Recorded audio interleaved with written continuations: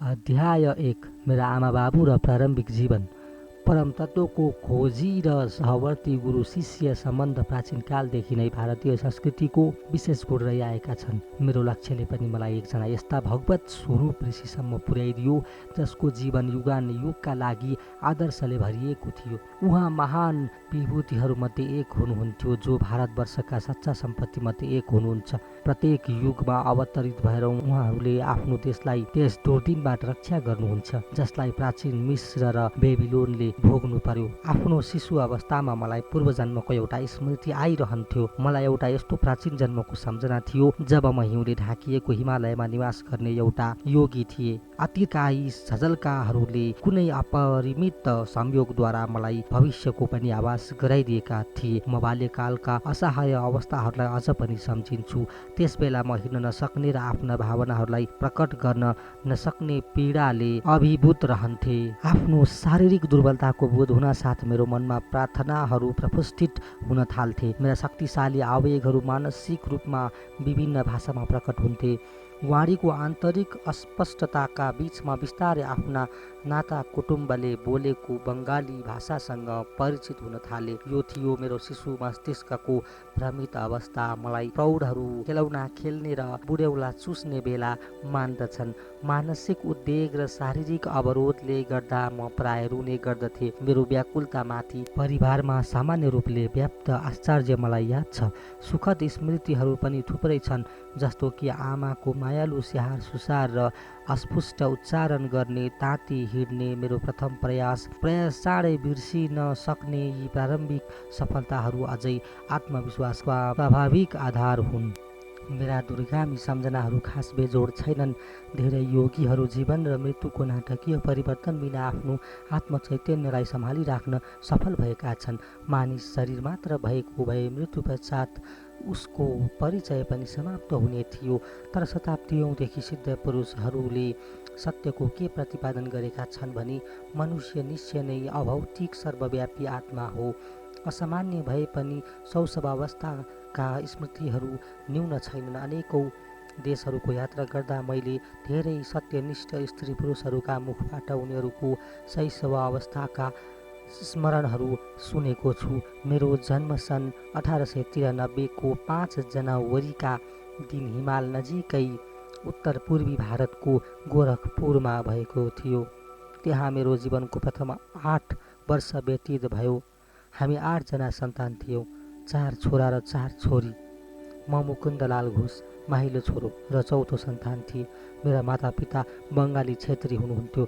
दुवै सन्त प्रकृतिका हुनुहुन्थ्यो। उनीहरूको शान्त र प्रगाढ दाम्पत्य प्रेममा कहिल्यै कुनै कमी देखिएन। उहाँहरूको बाल्य शल्यपूर्ण व्यवहारले हामी 8 जना छोराछोरीको कोलाहलमय वातावरणलाई शान्तिको केन्द्र बनाएको थियो। पिताजी भगवती चरण घोष दयालु, गम्भीर र कहिलेकाहीँ हठी स्वभावका हुनुहुन्थ्यो। उहाँलाई हामी असाध्यै माया गर्थ्यौँ, तैपनि हामी बीच एउटा आदरपूर्ण दूरी रहन्थ्यो। पिताजी अद्वितीय गणितज्ञ र तर्कशास्त्रका ज्ञाता हुनुहुन्थ्यो र उहाँ आफ्नो बुद्धिले निर्देशित रहनुहुन्थ्यो। तर आमा हृदय सामग्री हुनुहुन्थ्यो र हामीलाई प्रेमको माध्यमले शिक्षा दिनुहुन्थ्यो। उहाँको स्वर्गवासपछि पिताजीको आन्तरिक कोमलता देखिन थाल्यो। मैले अनुभव गरेँ, कहिलेकाहीँ उहाँका आँखामा आमाको छाया झल्किरहेको हुन्थ्यो। आमाको छत्र छायामा हामीले धर्मग्रन्थको तितो मिठो अनुभव गर्ने मौका पायौँ। अनुशासनका नियमहरू सिकाउन उहाँ महाभारत र रामायणका कथाहरूबाट उदाहरण दिनुहुन्थ्यो। यस्ता अवसरहरूमा दण्ड र शिक्षा सँगसँगै चल्दथ्यो। पिताजीप्रति आदर सम्मान प्रकट गर्न उहाँका कार्यालयबाट घर आउने बेलामा आमाले हामीहरूलाई फराकिलो लुगा पहिराइदिनुहुन्थ्यो। पिताजी त्यसबेला भारतको सबभन्दा ठुलो कम्पनीमध्ये एक बङ्गाल नागपुर रेलवेको उपाध्यक्ष सरहको पदमा हुनुहुन्थ्यो। कामका सिलसिलामा उहाँ यात्रा गरिरहनुहुन्थ्यो। त्यसैले बाल्यकालमा हाम्रो परिवारले कयौँ सहरमा बस्नु पर्यो। आमा गरिबहरूलाई दान दिन सदा तत्पर रहनुहुन्थ्यो। पिताजी पनि दयालु हुनुहुन्थ्यो, तर उहाँ नियम कानुन प्रिय भएकाले बजेटको सीमाभित्र रहनुहुन्थ्यो। एक रात आमाले गरिब गुरुवालाई खाना खुवाउँदा पिताजीको मासिक 100 बढी खर्च हुन गयो। मेरो भनाइ यति हो, पिताजीले भन्नुभयो, आफ्नो दानी पनि उचित सीमाभित्र राख। पतिको अलिकति पनि गाली आमालाई असहनीय हुन्थ्यो। आफ्ना सन्तानलाई आफ्नो असहमतिको सङ्केत नदिकनै आफ्नो बग्गी झिकाउनुभयो। नमस्कार, म आफ्नो माइत जान लागेँ। उहाँले आफ्नो पुरानो खुर्की देखाउनुभयो। हामी अन्योलमा परेर रुन थाल्यौँ। त्यसै बेला संयोगले हाम्रो मामा आइपुग्नुभयो। उहाँले पिताजीलाई बिस्तारै कानमा आफूले अनुभव गरेको उपयुक्त सल्लाह दिनुभयो। पिताजीले त्यसपछि आमासँग सम्झौताको स्वरमा कुरा गर्नुभयो। आमाले खुसी भएर बग्गीलाई फिर्ता पठाउनुभयो। मैले जीवनमा अनुभव गरेका एक मात्र झगडाको यस प्रकार अन्त्य भयो। तर यस सन्दर्भमा भएको एउटा वार्तालाप अझै सम्झिन्छु। कृपा गरी एकजना असहाय नारीलाई सहायता गर्न 10 रुपैयाँ दिनुहोस्। ऊ भर्खरै हाम्रो ढोकामा आइपुगेकी छ। आमाको मुस्कानमा बिन्ती लुकेको थियो। 10 रुपैयाँ किन, एकले पुग्छ। पिताजीको युक्तिसङ्गत कुरा गर्नुभयो। जब मेरा पिताजी र बाजे स्वर्गे हुनुभएको थियो, मैले गरिबीको पहिलो पल्ट अनुभव गरेँ। मिलौ टाढा स्कुलसम्म हिँडेर जाँदा मेरो बिहानको नास्ता एउटा सानो केरा मात्र हुन्थ्यो। पछि विश्वविद्यालयमा पढ्दा मैले आफ्नो आवश्यकता पूर्तिका लागि एकजना धनी न्यायाधीशसँग 1 रुपैयाँ मासिक सहायताका लागि बिन्ती गर्नु पर्यो। 1 रुपैयाँ पनि महत्त्वपूर्ण हुन्छ भनेर उनले अस्वीकार गरे। त्यो 1 रुपैयाँ नपाएको तपाईँलाई कस्तो कटु स्मृति रहेछ। आमाले तुरुन्त तर्क झिक्नुभयो। के तपाईँ चाहनुहुन्छ त्यो बिचारी गरिब आइमाई पनि 10 रुपैयाँ नपाएको दुःख सम्झना सधैँ बोक्दै हिँडोस्? तिमीले जित्यौ।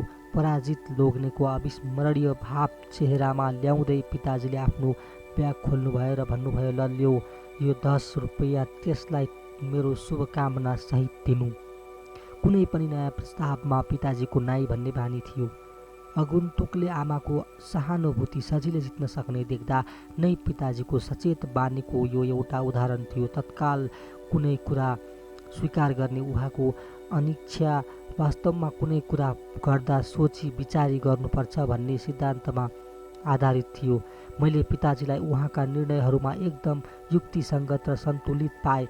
मैले आफ्ना मागहरूलाई तर्कसङ्गत ढङ्गले राखेको खण्डमा आफ्नो आकाङ्क्षा पुरा भएको पाएँ, चाहे त्यो बिदामा घुम्न जाने विषयमा होस् या नयाँ मोटरसाइकल किन्ने बारे होस्। पिताजी आफ्ना सन्तानहरूप्रति सानै उमेरदेखि नै पक्का अनुशासन प्रिय हुनुहुन्थ्यो र उहाँ आफू पनि साँच्ची नै एक तपस्वी जीवन व्यतीत गर्नुहुन्थ्यो।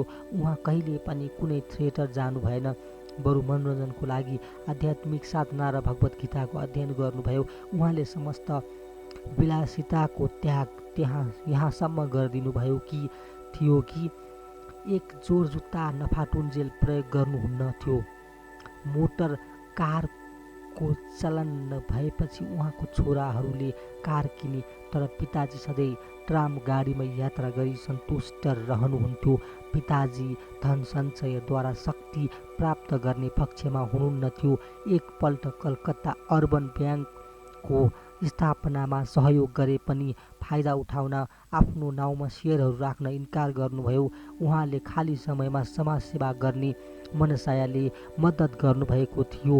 पिताजी रिटायर भएको धेरै वर्षपछि बङ्गाल नागपुर रेलवे कम्पनीको लेखा परीक्षणमा गर्न बेलायतबाट एकजना लेखापाल भारत आए।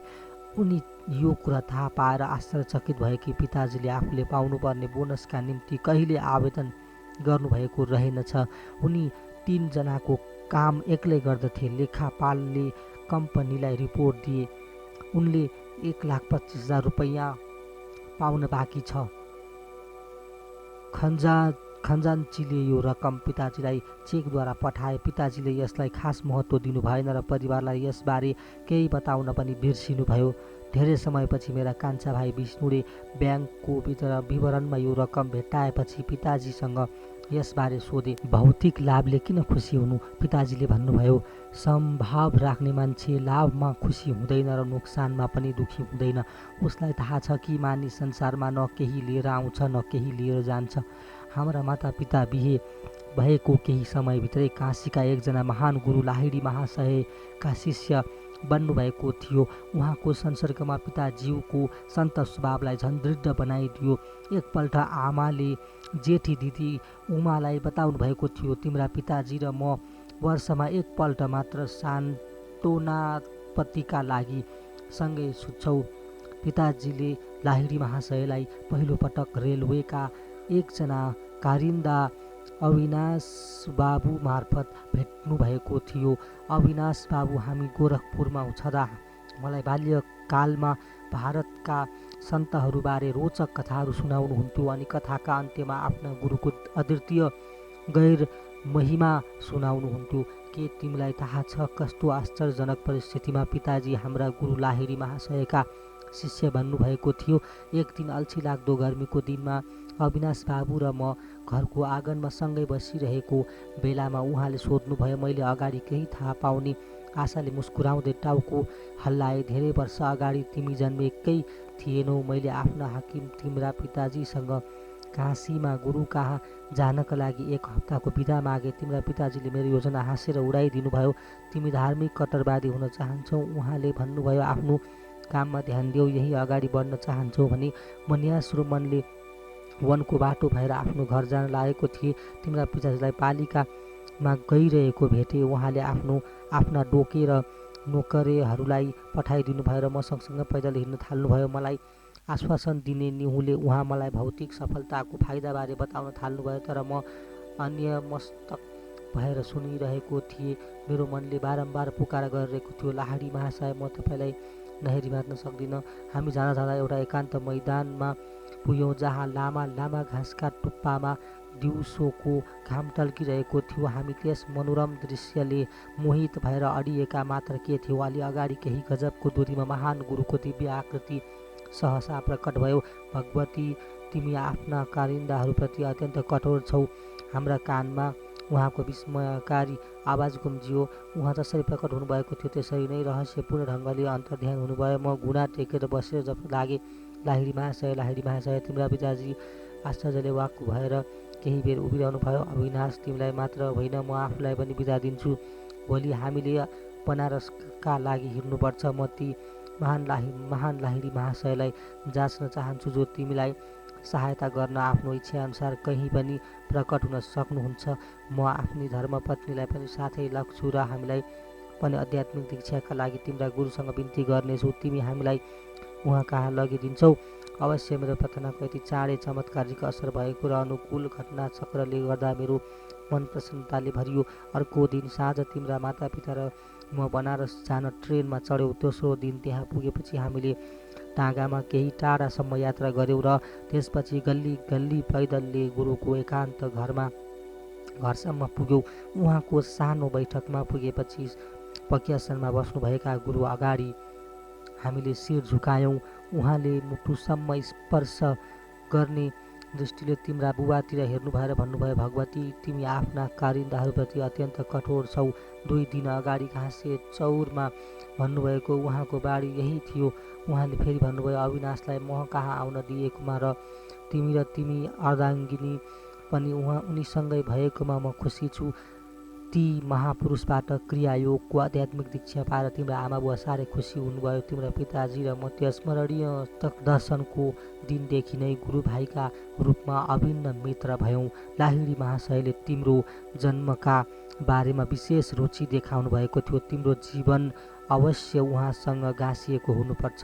महापुरुषको आशीर्वाद कहिल्यै खेर जाँदैन। मेरो जन्मको केही दिनपछि लाहिडी महाशयले यो संसार छाड्नुभयो।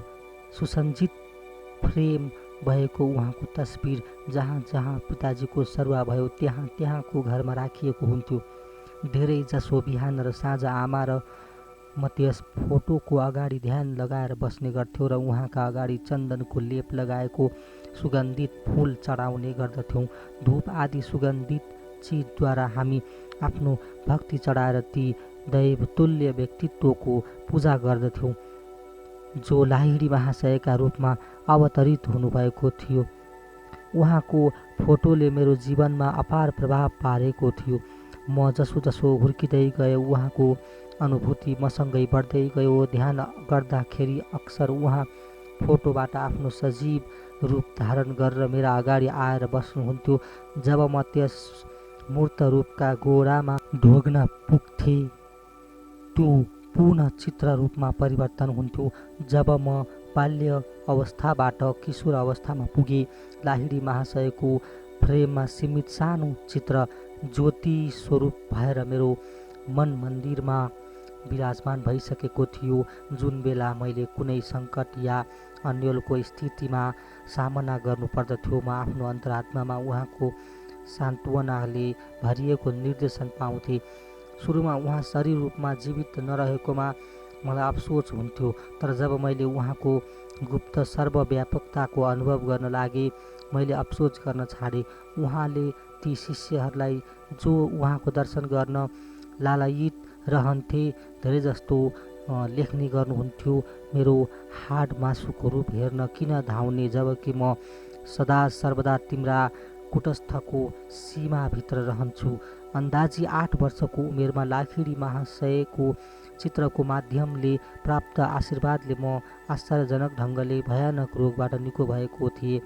यस अनुभवबाट उहाँप्रतिको मेरो प्रेम अझ प्रगाढ भयो। हामी आफ्नो पारिवारिक जग्गा इच्छापुर बङ्गालमा रहँदा मलाई एक एसियाली हैजाले समात्यो। मेरो बाँच्ने आश थिएन। डाक्टरहरूले केही गर्न सकेनन्। ओछ्यान नजिकै बस्नुभएकी आमाले मलाई मेरो सिरानमाथि झुन्ड्याइएको लाहिडी महाशयको फोटोतिर हेर्न आग्रह गर्नुभयो। मनमनै उहाँलाई प्रणाम गर। आमालाई थाहा थियो म हात उठाएर नमस्कार गर्न असमर्थ थिएँ। यदि तिमीले मनमनै उहाँप्रति आफ्नो सच्चा भक्ति प्रकट गर्न सक्यौ भने तिम्रो जीवन रक्षा हुनेछ। मैले उहाँको फोटोतिर एकनासले हेरेर त्यहाँ एउटा तिरमिराउँदो प्रकाश देखेँ, जसले मेरो सारा जिउ र कोठालाई ढाकेको थियो। मेरो वान्ता आउने र रोगका अन्य सम्पूर्ण अनियन्त्रित लक्षणहरू तुरुन्तै हराए। म ठिक भए, मलाई शक्ति आए जस्तो भयो। मैले उठेर आफ्नी आमाको चरण स्पर्श गरेर मेरो ज्यान बचाइदिनु भएकोमा कृतज्ञता प्रकट गरेँ। आफ्ना गुरुप्रति उहाँको अमिम विश्वासको मलाई आभास भयो। आमा बारम्बार त्यस फोटोलाई ढोग्नुभयो। हे सर्वव्यापी गुरुदेव, म हजुरलाई धन्यवाद दिन्छु, किनभने हजुरकै ज्योतिले मेरो छोरो निको भयो। जुन अलौकिक प्रकाशले गर्दा म निको भएको थिएँ, त्यो प्रकाश कोठामा व्याप्त भएको उहाँले पनि अनुभव गर्नुभएको रहेछ। मसँग भएको सबभन्दा मूल्यवान वस्तु त्यही फोटो हो, जुन लाहिडी महाशयले स्वयं पिताजीलाई दिनुभएको थियो, जसमा एउटा पवित्र स्पन्दन छ। यस चित्रको एउटा चमत्कारिक पृष्ठभूमि छ। मैले यो कथा पिताजीका गुरुबन्धु कालीकुमार रायबाट सुनेको हो। यस्तो लाग्छ लाहिडी महाशय आफ्नो फोटो खिचाउन मन पराउनुहुन्न थियो। उहाँको असहमति भए पनि एकपल्ट उहाँको र उहाँका शिष्यहरूको एउटा सामूहिक फोटो, जसमा कालीकुमार राय पनि हुनुहुन्थ्यो, खिचियो। फोटोग्राफरको आश्चर्यको सीमा रहेन जब उनले देख्यो कि सबै शिष्यहरूको फोटो त राम्रै आएको थियो, तर जहाँ लाहिडी महाशय बस्नुभएको थियो त्यो ठाउँ एकदम खाली थियो। यस आश्चर्य लाग्दो घटनाको खुब चर्चा भयो। एकजना छात्र गङ्गाधर बाबु, जो आफै एक सिपालु फोटोग्राफर थिए, ले दाबी गरे कि उनी लाहिडी महाशयको चित्र खिच्न अवश्य सफल हुनेछन्। दोस्रो दिन बिहान गुरुदेव काठको बेन्चमाथि प्रज्ञासन लगाएर बस्नुभएको थियो। पछाडि पर्दा टाँगिएको थियो। गङ्गाधर बाबु आफ्नो फोटो खिच्ने सामानसहित त्यहाँ आइपुगे। उनले सफलता प्राप्त गर्न बडो लोभले सावधानी साथ 12वटा फोटो खिचे। हरेक फोटोमा काठको बेन्च र पर्दा त छापियो, तर लाहिडी महाशयको छवि फेरि गायब थियो। मानमर्दनले गर्दा गङ्गाधर बाबु आँखा आँसुले भरिए। उनी गुरुदेव कहाँ पुगे। धेरै बेरपछि लाहिडी महाशयले आफ्नो मौनता भङ्ग गर्दै भन्नुभयो, म आत्मा हुँ के तिम्रो क्यामेराले सर्वव्यापी अगोचरको चित्र खिच्न सक्छ? त्यो असमर्थ छ भन्ने कुरा मैले देखेँ। तर हे पवित्र आत्मा, तपाईँको शरीररूपी मन्दिरको चित्र प्राप्त गर्ने मेरो ठुलो आकाङ्क्षा छ। मेरो दृष्टि सङ्कुचित थियो। आज मैले बुझ्न सकेको थिइनँ कि तपाईँभित्र विराट आत्माको निवास छ। त्यसो भए भोलि बिहान आऊ, म तिमीलाई फोटो खिच्न दिन्छु। फोटोग्राफरले फेरि फोटो खिचे, तर यसपालि ती पवित्र महापुरुषले छविलाई रहस्यमय अगोचर आवरणले ढाकेको थिएन। त्यसपछि गुरुदेवले कुनै फोटो खिचाउनु भएन। कमसेकम मैले उहाँको अर्को चित्र देखेको छैन। उक्त चित्र यस पुस्तकमा पनि छापिएको छ। लाहिडी महाशयको विश्व जनिन गौर वर्ण सौम्य आकृतिलाई हेर्दा उहाँ कुन कुलका हुनुहुन्छ भन्ने सहजै अनुमान लगाउन सकिँदैन। उहाँको गुड मुस्कानभित्र ईश्वर साक्षात्कार आनन्दको अलिअलि झल्को देखिन्छ। उहाँ अर्धोन्मिलित आँखाले बाह्य संसारमा किञ्चित अभिरुचि र अर्धमुद्रित आँखाले उहाँको आत्मानन्दमा लीनताको सङ्केत दिन्छन्। क्षुद्र सांसारिक प्रलोभनहरूबाट मुक्त उहाँ सदैव जागृत रही आध्यात्मिक खोजीमा आउने जिज्ञासुहरूलाई आशीर्वाद प्रदान गर्न तत्पर रहनुहुन्थ्यो। गुरुदेवको चित्रको महिमाले मलाई स्वास्थ्य लाभ भएको केही दिनपछि गुरुको प्रभावोत्पादन आध्यात्मिक दर्शन प्राप्त भयो। एक दिन म बिहान आफ्नो ओछ्यानमा बसेर गहन ध्यानमा लीन भए। चिम्लिएका आँखा पछाडिको अन्धकारभित्र के छ त्यो खोजपूर्ण विचार मेरो मनमा तीव्र रूपले जागृत भयो। तुरुन्तै मेरो अन्तर्दृष्टिमा प्रकाशको प्रखर आभा प्रकट भयो।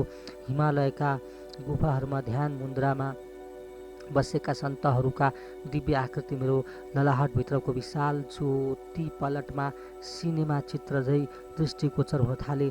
तपाईहरूको मैले ठुलो स्वरमा सोधेँ, हामीहरू हिमालयका योगी हौँ। दिव्य आत्माहरूले दिएको उत्तर स्वर्गिक र वर्णनातीत थियो। मेरो मन आनन्दले पुलकित भयो। ओहो, म पनि हिमालय जान र तपाईँहरू जस्तै बन्न उत्सुक छु। दृश्य अदृश्यमा विलिन भयो, तर रुपैला किरणहरू विस्तृत हुन थालेर अन्तमा फैलिए। यो अनौठो उज्यालो के हो? म ईश्वर हुँ, म ज्योति हुँ। यो आवाज बादलको जस्तो गम्भीर थियो। म तपाईँसँग एकाकार हुन चाहन्छु। यद्यपि त्यो ईश्वरीय आनन्द बिस्तारै क्षीण हुँदै गयो, तर त्यसले मलाई ब्रह्मको स्थायी खोजको प्रेरणा प्राप्त भयो। त्यो शाश्वत हो, सच्चित्त आनन्द हो। त्यस आनन्ददायी क्षणको स्मृति मेरो मनमा कयौँ दिनसम्म रह्यो। बाल्यकालको एउटा अर्को स्मृति साँच्चै नै उल्लेखनीय छ, किनभने त्यो घाउको खत अझसम्म मेरो जिउमा छ। मेरी जेठी दिदी उमा र म एक दिन बिहानी पख गोरखपुरको घरको आँगनमा निमको रुखमुनि बसेका थियौँ। केही पर सुगाहरू मार्गोसा फल खाँदै थिए। मेरो दिदी मलाई बङ्गाली भाषाको पहिलो पुस्तक पढाउन मद्दत गर्दै हुनुहुन्थ्यो। उमा दिदीले उहाँको गोडामा घाउ भएको कुरा बताउनु भयो र मलमको बट्टा लिएर आउनुभयो। मैले पनि आफ्नो पाखुरामा अलिकति मलम दलेँ। तिमी केही नभएको पाखुरामा किन मलम लगाइरहेका छौ दिदी? कुरा के हो भने मलाई लागिरहेको छ भोलि मलाई यहाँ खटिरो निस्कने छ। म तपाईँको मलमको परीक्षण गर्दैछु जहाँ खरिरो निस्कने भएको छ। फटाहा गएको दिदी, भोलि बिहान के हुनेछ नहेरेसम्म मलाई फटाहा नबन्नुहोस्। मलाई पनि रिस उठ्यो। उमा दिदीलाई मेरो कुराले अलिकति पनि प्रभाव परेन र 3 पटक उहाँले मलाई व्यङ्ग्य गर्नुभयो। अनि मैले आफ्नो आवाजमा दृढ निश्चय झल्काउँदै बिस्तारै जवाब दिएँ, म आफ्नो इच्छा शक्तिको बलले भन्दैछु, भोलि यहाँ एउटा ठुलो खटिरा निस्कनेछ जहाँ मैले मलम दलेको छु, अनि तपाईँको खटिरो अहिलेको भन्दा दोब्बर ठुलो हुनेछ। भोलिपल्ट बिहान मेरो पाखुरामा एउटा ठुलो खटिरो निस्क्यो। दिदी उमाको खटिराको आकार पनि दोब्बर भयो। चिच्याउँदै उमा दिदी आमा छेउ जानुभयो। मुकुन्द त जादुगर भएछ। आमाले मलाई गम्भीर भएर आफ्नो शब्द शक्तिको प्रयोग गर्न कसैलाई पनि हानि नपुर्याउन आदेश दिनुभयो। मैले आमाको शिक्षा सधैँ याद राख्ने र त्यसको पालना गरेँ। मेरो खटिरा शल्यक्रियाद्वारा उपचार गर्नु पर्यो, जसको स्पष्ट खत अझै पनि छ। मेरो दायाँ पाखुरामा भएको यस खतले मनुष्यमा निहित शब्दशक्तिको स्मरण गराउँदछ। उमा दिदीलाई भनिएका ती साधारण र हानिकर शब्दहरू जसलाई गहन एकाग्रताका साथ उच्चारण गरिएको थियो, बम जस्तो विस्फोट गर्न सक्ने र निश्चित प्रभाव उत्पन्न गर्न सक्ने पर्याप्त शक्तिले पूर्ण थिए। पछि मैले बुझेँ कि कसैको जीवनलाई सङ्कटबाट बचाउन वाणीको विस्फोटक स्पन्दन शक्तिको बुद्धिमानीपूर्वक कुनै घाउखत बिना प्रयोग गर्न सकिन्छ। मेरो परिवार लाहोर पन्जाब सर्यो। त्यहाँ मैले देवी कालीका रूपमा जगन्माताको एउटा चित्र पाएँ। हाम्रो घरको बरन्डामा एउटा अनौपचारिक मन्दिरमा यसको स्थापना गरियो। मेरो मनमा अचानक यो गहिरो विश्वास उत्पन्न भयो कि त्यस ठाउँमा गहिरिएको मेरो प्रत्येक प्रार्थना अवश्य पुरा हुनेछ। म एक दिन उमा दिदीसँग त्यही उभिएर 2 जना केटाहरूलाई 2टा घरका कौसीमा चङ्गा उडाइरहेको हेर्दै थिएँ। उनीहरूका घर र हाम्रो घर एउटा साँघुरो गल्लीको विभाजित थिए। तिमी यति शान्त किन छौ? दिदीले मलाई खिच्याउँदै धकेल्नुभयो। म यही सोचिरहेको छु, यो कति अचम्मको कुरा हो। म जे माग्छु जगन्माताले त्यो मलाई दिन्छिन्। मलाई लाग्छ उनले तिमीलाई ती 2 चङ्गाहरू दिनेछिन्। दिदीले मेरो उपहास गर्दै भन्नुभयो, किन होइन त? म ती चङ्गाहरू पाउन चुपचाप प्रार्थना गर्न थालेँ।